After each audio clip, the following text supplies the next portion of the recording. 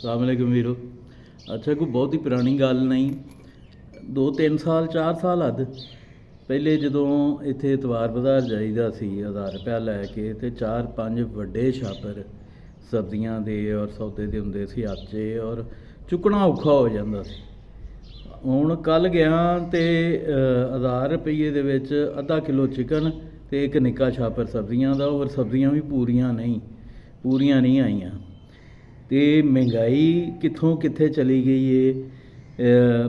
2018 तो बाद इमरान खान आया, उन पौने 4 साल लभे, उन्हें पौने 4 साल दे विच महंगाई तो इलावा कुछ कीता होवे ते उहदे तो किसी इनकलाब की उम्मीद लाई जाए। दूजे पासे नून लीग जिहड़ी हुकूमत छड्ड के गई सी 2018 च, और पौने 4 साल मेहने मारती रही कि इन्हें अनप्रैसिडेंटेड महंगाई की पौने 4 सालों से, उन्हें पौने 4 महीनों च उन्नी कर छड्डी, बल्कि उस तो भी 500 गुणा ज़्यादा कर छड्डी। तो असल मुद्दा साडा तुहाडा और तमाम पोलीटिकल वर्करस का ये वे, बजाए इसके कि मतलब तुसी क्यादतां दी दलाली क्यादतां दी गुलामी करते रहो, कोई साहिबे राय बनो और हक सच की गल करो कि चंगी तो किसी भी नहीं की। तुसी 3 साल पहले दे नहीं, कुछ 6 महीने पहले दी ट्वीट्स जिहड़ियां ने मरियम नवाज शरीफ दियां और इन्हां पटवारियां दियां कढ लो और वेख के मैनू दस दिओ कि ये अदारियां दा किन्ना को एहतराम कर रहे सन। कोई ज़मीर हुंदा बंदे दा, कोई मतलब अंदर कोई शै हुंदी, कोई गैरत हुंदी है, तो फिर बंदा गल करदा है कि उहदे ते यकीन भी किया जाता है। तुसी वोट को इज्जत दो दे नारे तो बाद सीधे जाके बाजवे की मंजी के भावे नाल बह गए, और इस तरह वो तरीके इंसाफ वाले ने, वो हुण डालियां की गल भी कर रहे हैं, मिसिंग परसनस की गल भी कर रहे हैं, इस वास्ते कि अपने ते पई है। उदों जिहड़े चुके जा रहे सन कि वो गद्दार सन और तुसी नहीं जे, कि वो किसी मावां दे पुत्तर नहीं सन। ते मतलब साढ़े अंदरों ना मनहसल कौम ज़मीर मुर्दा हो चुका है। तुहाडे सारिਆਂ ਦਾ ही मैं सारिਆਂ ਨੂੰ मुखातब करके गल कर रहा, जैलियां ਦਾ भी वो वजारत खारजा के वजारतां लैके बैठे ने ते आंदे ने असीं तमाशा ही हाँ। तुसी टीम का हिस्सा जे, 11 खिलाड़ी अगर टीम च हुंदे ने ते तुसी 5 कम अज़ कम खिलाड़ी तो तुहाडे ने विच, तुसी किस तरह तमाशा ही जे।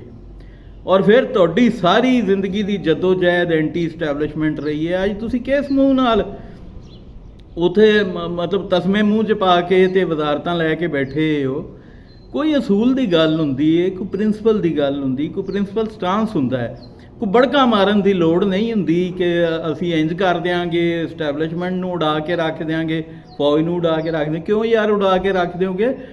लेकिन तुसीं एक प्रिंसिपल स्टांस तो लै सकते हो जमहूरी मुद्दों के उत्ते, अपनी जात के उत्ते नहीं। तुहाडी जात की, मेरी जात की, किसी की कोई औकात नहीं, सारे जुत्ती बराबर। असल चीज़ है इज्तमाही शऊर और कौम, पूरी दी पूरी कौम और पूरी दी पूरी रियासत। असल हैसीयत औकात वो दी है कि जिहड़ी पूरी कौम है। मैं अपने जाती भले की गल करना, ये कोई गल है, या मैं अपने मफाद की गल कर ला, या मौका परस्ती कर ला जिवें ये दोवें कर रहे हैं या वो कर रहा है।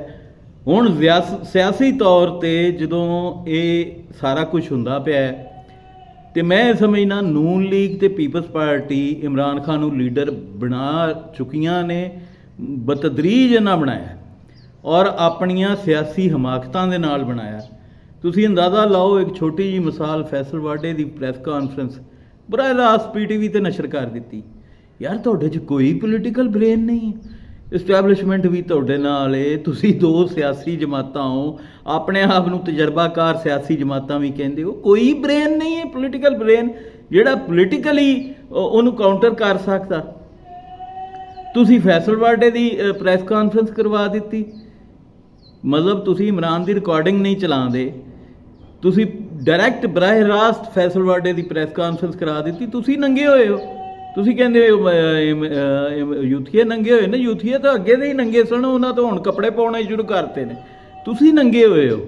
और मुसलसल मैनूं हैरत हुंदी, मेरे बेली सज्जण जिहड़े ਉਹ ਪਿਛਲੇ 30-35 ਸਾਲਾਂ ਤੋਂ ਪੋਲੀਟੀਕਲ ਐਕਟਿਵਿਜ਼ਮ ਕਰਦੇ ਪਏ ਨੇ, ਉਹ ਵੀ ਬੇਵਕੂਫ ਹੋਏ ਬੈਠੇ ਨੇ। ਉਹਨਾਂ ਨੂੰ ਗੱਲ ਨਹੀਂ ਸਮਝ ਆ ਰਹੀ। ਉਹ ਇਮਰਾਨ ਨੂੰ ਕਹਿੰਦੇ ਪਏ ਯਾਰ ਤੂੰ ਮਾफ़ी ਮੰਗ ਲੈ। ਉਹ ਮੇਰਾ ਜਿਗਰ ਮੇਰਾ ਯਾਰ ਤਾਰਕ ਬਾਟ ਉਹਨੂੰ ਆਂਦਾ ਪਿਆ ਕਿ ਤੂੰ ਇਹਨਾਂ 2 ਸਿਆਸੀ ਜਮਾਤਾਂ ਤੋਂ ਮਾफ़ੀ ਮੰਗ ਲੈ। ਉਹ ਜਿਹੜੀਆਂ ਬੂਟਾਂ 'ਚ ਮੂੰਹ ਪਾ ਕੇ ਬੈਠੀਆਂ ਨੇ ਸਾਰੀ ਉਮਰ ਤੁਹਾਨੂੰ ਉਹਨਾਂ ਦੇ ਖਿਲਾਫ ਪ੍ਰੋਪੇਗੰਡੇ ਤੇ ਉਕਸਾਉਂਦੀਆਂ ਰਹੀਆਂ ਨੇ, ਉਹਨਾਂ ਤੋਂ ਉਹ ਜਾ ਕੇ ਮਾफ़ੀ ਮੰਗ ਲਵੇ। ਹਾਂ, ਤੁਸੀਂ ਸਾਰੀ ਉਮਰ ਐਸਟੈਬਲਿਸ਼ਮੈਂਟ ਦੇ ਖਿਲਾਫ ਬੋਲਦੇ ਰਹੇ ਹੋ, ਤੁਸੀਂ ਉਹਨੂੰ ਕਹਿ ਰਹੇ ਹੋ ਕਿ ਉਹ ਜਾ ਕੇ ਉਹਨਾਂ 2 ਜਮਾਤਾਂ ਤੋਂ ਮਾफ़ੀ ਮੰਗ ਲੈ। ਮਾਫੀਆਂ ਤਾਂ ਉਹਨਾਂ ਨੂੰ ਮੰਗਣੀਆਂ ਚਾਹੀਦੀਆਂ ਕਿ ਉਹ ਕਰ ਕੀ ਰਹੇ ਨੇ ਇਸ ਵੇਲੇ। ਉਹਨੂੰ ਲੀਡਰ ਬਣਾ ਰਹੇ ਨੇ। ਉਹ ਖੋਤੇ ਦੇ ਦਿਮਾਗ ਵਾਲੀਆਂ ਦੋਵੇਂ ਕਿਆਦਤਾਂ, ਪੀਪਲਜ਼ ਪਾਰਟੀ ਦੀ ਵੀ ਕਿਆਦਤ ਔਰ ਨੂਨ ਲੀਗ ਦੀ ਵੀ ਕਿਆਦਤ, ਸ਼ਰੀਫ ਸਾਹਿਬ ਮੀਆਂ ਨਵਾਜ਼ ਸ਼ਰੀਫ ਸਾਹਿਬ ਵੀ, ਮੀਆਂ ਸ਼ਹਬਾਜ਼ ਸ਼ਰੀਫ ਸਾਹਿਬ ਵੀ ਔਰ ਆਸਫ ਅਲੀ ਜ਼ਰਦਾਰੀ ਸਾਹਿਬ ਵੀ, ਸਾਰੇ ਖੋਤੇ ਵਾਲੇ ਬ੍ਰੇਨ ਨੇ ਕਿ ਇਹ ਪੋਲੀਟੀਕਲੀ ਉਹਨੂੰ ਕਾਊਂਟਰ ਕਰਨ ਦੀ ਬਜਾਏ ਕਾਸ਼ ਇਸ ਵਕਤ ਮੈਂ ਸਾਰਿਆਂ ਨੂੰ ਦੱਸਣਾ ਬੜਿਆਂ ਨੂੰ ਬੁਗਜ਼ ਹੋਏਗਾ ਔਰ ਜ਼ਾਹਿਰ ਹੈ ਹਰ ਕਿਸੇ ਦਾ ਹੱਕ ਬਣਦਾ ਆਪਣੀ ਪਸੰਦ ਨਾਪਸੰਦ ਹੁੰਦੀ ਪੋਲੀਟੀਕਲ, ਲੇਕਿਨ ਮੈਂ ਸਮਝਣਾ ਕਿ ਉਹ ਸ਼ਹੀਦ ਅਗਰ ਅੱਜ ਜ਼ਿੰਦਾ ਹੁੰਦੀ ਨਾ ਪਾਕਿਸਤਾਨ ਤੇ ਵਕਤ ਕਦੀ ਨਾ ਆਉਂਦਾ ਕਿ ਇਮਰਾਨ ਖਾਨ ਲੀਡਰ ਬਣਦਾ। ਇਹਨੂੰ ਲੀਡਰ ਬਣਾਇਆ ਇਹਨਾਂ ਬੇਵਕੂਫ ਖੋਤੇ ਦੇ ਦਿਮਾਗ ਵਾਲੇ ਲੋਕਾਂ ਨੇ।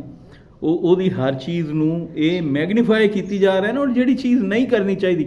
ਉਹ ਕੱਲ੍ਹ ਇੱਕ ਪ੍ਰੈਸ ਕਾਨਫਰੰਸ ਹੋਈ ਔਰ ਬੜੇ ਅਦਬ ਨਾਲ ਬੜੇ ਇਹਤਰਾਮ ਨਾਲ DG SPR ਸਾਹਿਬ ਔਰ DG ISI ਸਾਹਿਬ, ਤੁਹਾਨੂੰ ਇਹ ਮਸ਼ਵਰਾ ਤੁਸੀਂ ਕਹਿੰਦੇ ਹੋ ਅਰਸ਼ਦ ਸ਼ਰੀਫ ਨੂੰ ਬਾਹਰ ਜਾਣ ਦਾ ਮਸ਼ਵਰਾ ਕਿਹਨੇ ਦਿੱਤਾ? ਮੈਂ ਬੜੀ ਹੱਥ ਜੋੜ ਕੇ ਤੁਹਾਨੂੰ ਪੁੱਛਣਾ, ਤੁਹਾਨੂੰ ਇਹ ਮਸ਼ਵਰਾ ਕਿਹਨੇ ਕੀਤਾ ਕਿ ਦਿੱਤਾ ਕਿ ਤੁਸੀਂ ਇੰਜ ਦੀ ਪ੍ਰੈਸ ਕਾਨਫਰੰਸ ਕਰੋ ਜਿਹਦੇ ਨਾਲ ਅਦਾਰਾ ਜਿਹੜਾ ਹੈ ਉਹ ਇੰਟਰਨੈਸ਼ਨਲੀ ਡੀਫੇਮ ਹੋ ਸਕਦਾ ਹੈ? ਮਤਲਬ ਤੁਸੀਂ ਆਫੀਸ਼ੀਅਲੀ ਇਸ ਚੀਜ਼ ਨੂੰ ਐਕਸੈਪਟ ਕਰ ਰਹੇ ਹੋ ਕਿ ਤੁਹਾਨੂੰ ਗਾਲਾਂ ਪੈ ਰਹੀਆਂ।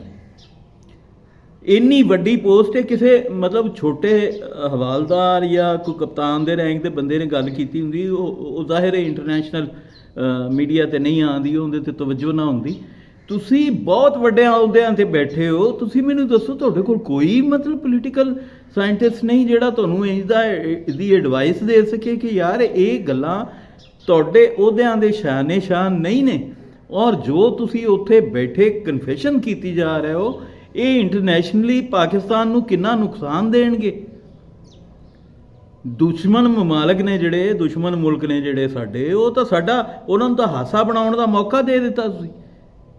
ਮਤਲਬ ਅਜੀਬੋ ਗਰੀਬ 74 ਸਾਲ 'ਚ ਮੈਂ ਇੰਜ ਦੀ ਜਿਹੜੀ ਹੈ ਨਾ ਉਹ ਕੀ ਕਹਿਣਾ ਚਾਹੀਦਾ ਸਬਮਿਸਿਵ ਔਰ ਡਿਫੈਂਸਿਵ ਪ੍ਰੈਸ ਕਾਨਫਰੰਸ ਕਿਸੇ DG ISI ਕੋਲੋਂ ਨਹੀਂ ਸੁਣੀ, ਕਿਸੇ DG ISPR ਦੀ ਸਟੇਟਮੈਂਟ ਇੰਜ ਦੀ ਨਹੀਂ ਸੁਣੀ ਕਿ ਉਹ ਆ ਕੇ ਇੰਜ ਦੀਆਂ ਗੱਲਾਂ ਕਰੇ ਕਿ ਜੀ ਔਰ ਮਤਲਬ ਜ਼ਨਾਨੀਆਂ ਤਰ੍ਹਾਂ ਮਿਹਣੇ ਮਾਰੇ ਕਿ ਜੀ ਉਂਝ ਤਾਂ ਤੁਸੀਂ ਆ ਕੇ ਸਾਡੇ ਕੋਲੋਂ ਮਾਫੀਆਂ ਮੰਗਦੇ ਹੋ ਔਰ ਸਾਨੂੰ ਕਹਿੰਦੇ ਹੋ ਤਾਂ ਯਾਦ ਰਹਿ ਲਓ ਅਤੇ ਸਾਡੇ ਕੋਲ ਆਉਂਦੇ ਕਿਉਂ 4 ਦਿਨ ਪਹਿਲੇ ਤਾਂ ਅਸੀਂ ਤੁਹਾਡੇ ਲਈ ਬਹੁਤ ਅੱਛੇ ਸਾਂ। ਇਹ ਠੀਕ ਨੇ ਗੱਲਾਂ, ਤੁਸੀਂ ਸੱਚੀਆਂ ਗੱਲਾਂ ਕੀਤੀਆਂ, ਲੇਕਿਨ ਯਾਰ ਇਹਨੂੰ ਜ਼ਰਾ ਸੋਚੋ ਤੇ ਸਹੀ।